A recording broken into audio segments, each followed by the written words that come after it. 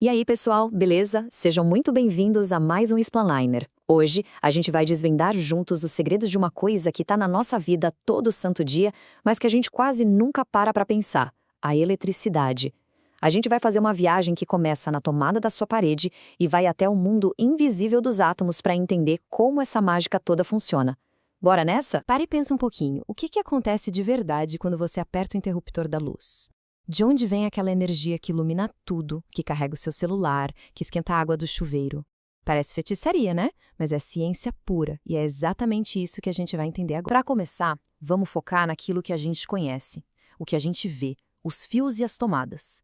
O que será que está correndo ali dentro para fazer as coisas funcionarem? Então, a primeira peça do nosso quebra-cabeça é a tal da corrente elétrica. Para ficar fácil, imagina um rio. A corrente elétrica é como se fosse a água correndo nesse rio. Só que em vez de água, o que está se movendo de forma organizada são partículas minúsculas, os elétrons. A força dessa correnteza a gente mede em amperes. Ok, mas o que faz esse rio de elétrons se mexer? Aí que entra a tensão elétrica, que a gente conhece mais como voltagem. Pensa que a tensão é a inclinação do rio.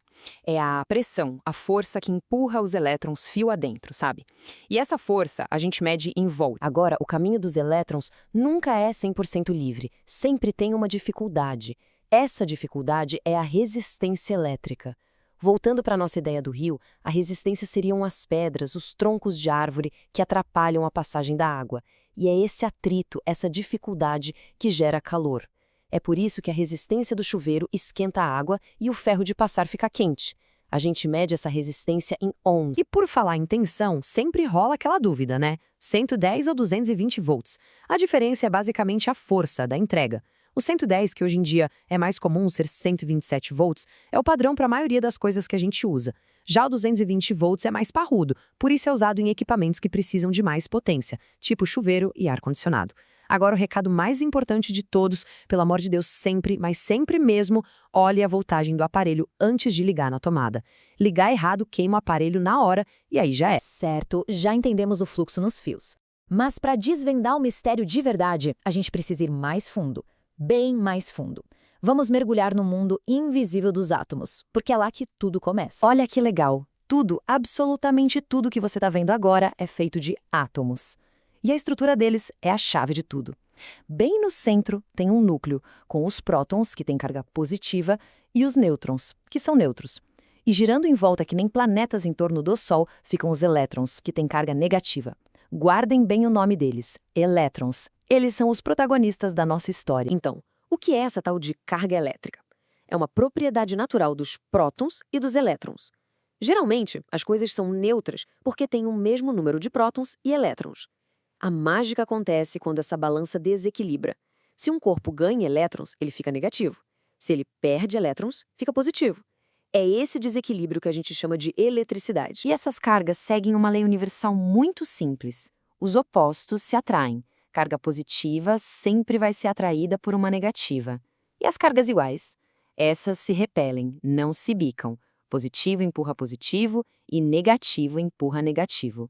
Essa dancinha de atração e repulsão é o que move o mundo elétrico. E essa regra de atração e repulsão te lembra alguma outra coisa? Pois é, um magnetismo. Em vez de carga positiva e negativa, os ímãs têm polos, o norte e o sul. Mas a lei é a mesma. Polos opostos se atraem, polos iguais se repelem. Bem familiar, não acha? Isso levanta uma dúvida curiosa. Se eu pegar um ímã com um lado norte e um lado sul e quebrar ele bem no meio, será que eu consigo separar os dois? Ficar com um pedaço só norte e outro só sul? Será que existe um ímã de um polo só? A resposta é um gigantesco e sonoro não. Não tem como. Os polos de um ímã são tipo unha e carne, não se separam. Pode quebrar em 1000 pedacinhos, que cada pedacinho vai virar um novo ímã, com seu próprio polo norte e seu próprio polo sul. Ok, a teoria é muito legal, mas vamos trazer para a vida real. Como é que esse conhecimento todo ajuda a gente a ficar mais seguro, a economizar uma grana e até a entender melhor a natureza? Se liga nesse gráfico. Ele é tipo um raio-x da nossa conta de luz. E olha só quem é o grande vilão, comendo quase metade da energia da casa, o chuveiro elétrico. Pois é, aquele banho longo e quentinho pesa e muito no bolso. Mas a boa notícia é que dá para ser mais esperto que a conta de luz. Com umas dicas simples. No chuveiro, só de mudar a chave para a posição verão, você já economiza um monte. Não ficar abrindo a geladeira à toa, aproveitar a luz do dia, juntar um monte de roupa para passar de uma vez, são atitudes pequenas que no fim do mês fazem uma baita diferença. Agora um papo muito, mas muito sério. Segurança. Essa frase aí não tá para brincadeira. O famoso gato, a ligação clandestina, não é só um crime. É uma roleta russa. É colocar a sua casa, a sua família, em risco de incêndio e de acidentes que podem ser fatais. Com eletricidade, não se brinca. E para nossa proteção, toda casa bem feita tem 2 anjos da guarda. O primeiro é o disjuntor, aquela chavinha que fica no quadro de luz. Se a corrente fica forte demais, ele cai, desliga tudo sozinho e evita que seus aparelhos queimem ou que um fio pegue fogo. O segundo é o aterramento, o famoso terceiro pino da tomada. Ele é uma rota de fuga para qualquer eletricidade perdida, jogando ela para a terra e impedindo que você tome um choque. É um salva-vidas. E pra gente fechar com chave de ouro, uma curiosidade de explodir a cabeça. Nós não somos os únicos a usar essas forças invisíveis. O nosso próprio planeta, a Terra, se comporta como um ímã gigantesco, com um polo norte e um polo sul magnéticos. E o mais impressionante é como a natureza tira proveito disso. Alguns animais, como pássaros que viajam continentes ou as tartarugas marinhas, usam esse campo magnético da Terra para não se perder. Eles têm cristais magnéticos minúsculos no corpo que funcionam como uma bússola interna, um GPS natural que guia eles em viagens inacreditáveis. Olha só que jornada a gente fez. Da tomada da parede, passamos pelos fios, mergulhamos no coração dos átomos e chegamos até no campo magnético que abraça o nosso planeta. Vimos as forças que movem o nosso dia a dia.